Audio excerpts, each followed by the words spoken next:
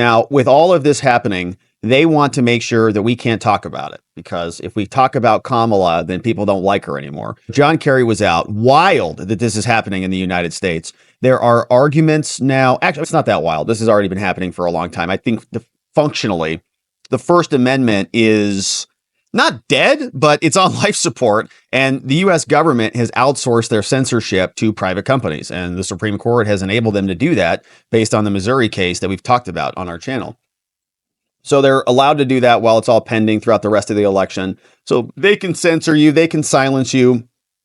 They did it to us. We suffered through it after January 6th. Multiple strikes, harmful, dangerous, medical misinfo, election misinfo, all of it. So we understand that, right? In America, you don't really have this. It's not what it used to be. 2016 First Amendment is very different than 2024 First Amendment. Very different.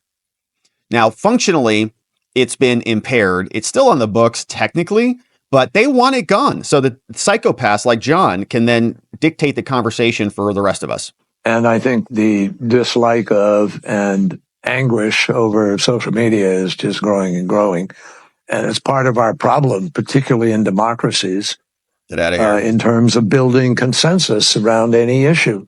It's really hard to govern today. You can't, the referees we used to have to determine what's a fact and what isn't a fact have been eviscerated to a certain degree. And people go and that people self-select where they go for their news or for their information. And then you just get into a vicious cycle. So it's really hard, much harder to build consensus today than at any time in the 45, 50 years I've been involved in this. And there's a lot of discussion now about how you curb those entities in order to guarantee that you're going to have some accountability on facts, et cetera. But look, if people go to only one source and the source they go to is sick and has an agenda and they're putting out disinformation, our First Amendment stands as a major block. Get out of here. To just hammer it out of existence. So go somewhere else if you don't like it. What we need is to win the ground, win the right to govern by hopefully winning enough votes that you're free to be able to implement change. What, of the First Amendment? Obviously, there are some people in our country who are prepared to implement change in other ways.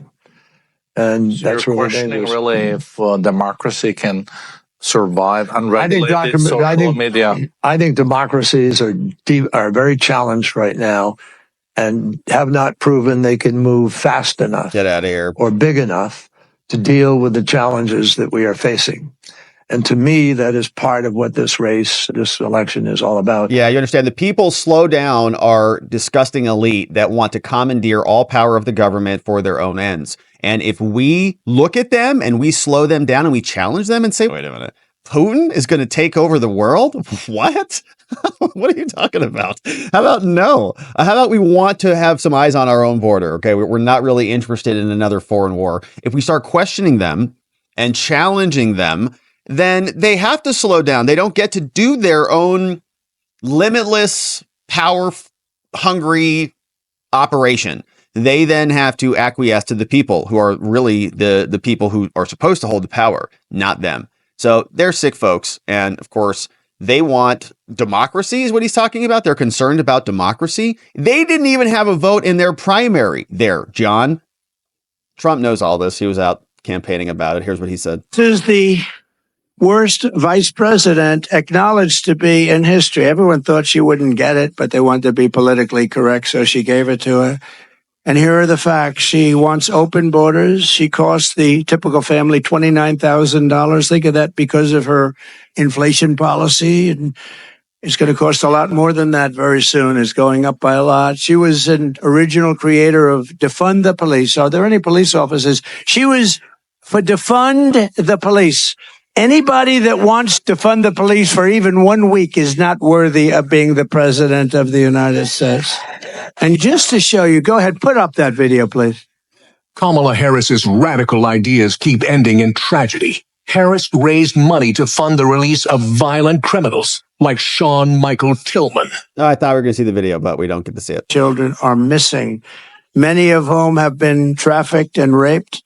As California Attorney General, she lost them all. And she redefined child sex trafficking assault with a deadly weapon and rape of an unconscious person as totally nonviolent crimes. This is a radical left lunatic we're dealing with. Sick woman. By the way, if she wins, it's not going to be so pleasant for me, but I don't care. I really don't care. We have a job to do. You can't let her win. You can't, because they're unpleasant. They're unpleasant anyway. They're crooked. They're crooked people. They're crooked people. She praised the idea of a 70 to 80% tax rate. Let's go. Thank you.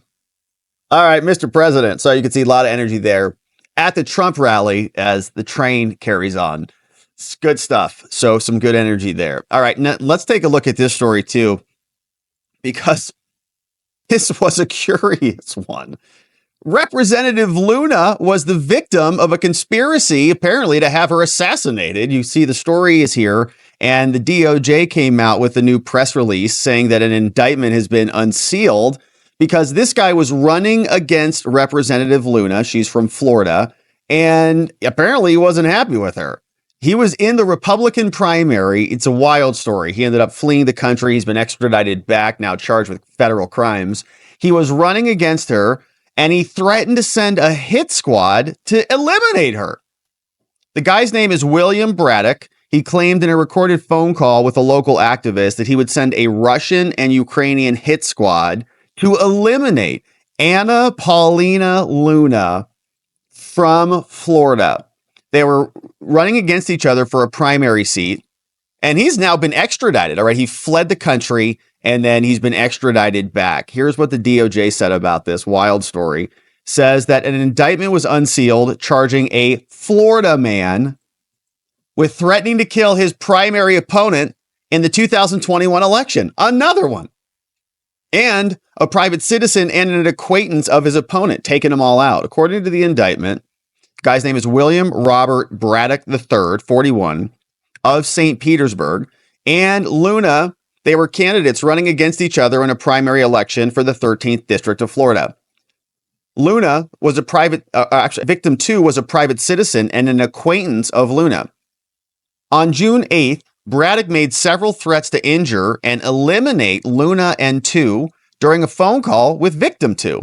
So gets on the phone. He says, you know what I'm going to do? He's on the phone with somebody who's related to Luna or connected to Luna. Says, what I'm going to do is I'm going to call up my Russian-Ukrainian hit squad, and I'm going to make Luna disappear. And what is that? A Russian-Ukrainian hit squad? Is that like one of those weird superhero movies where like they have to come together, like they're enemies normally in one universe, but then the aliens are coming, so they have to come together to fight against the bad aliens or something?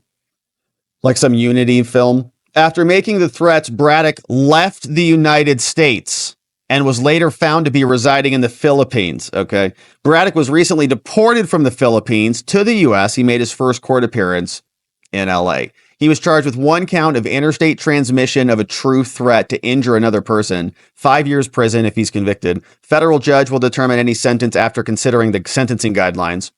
The attorneys from the feds came out and talked about it. They're investigating the case with support from St. Petersburg police. FBI's involved. Trial attorney are also involved. And yeah, it's part of the DOJ's efforts to investigate election interference or election threats, really, towards workers, which this is a pretty big one. Under the leadership of Monaco, oh gosh. So Luna had a man threaten to eliminate her. So there's Luna. Newspaper reports in Florida at the time were about a civil trial, and Braddock was also threatening her back then. Aides to Luna were unable to immediately comment as they dealt with recovery efforts. According to the indictment, he was going to call up his Russian-Ukrainian hit squad. Then he dropped out of the race, fled the United States. He was later found to be living in the Philippines. Recently was deported there. Luna is going to probably win re-election fairly easily. And the indictment comes down at a time when they're trying to clamp down on foreign threats or something. Another interesting one. We're glad that Luna is okay. All right.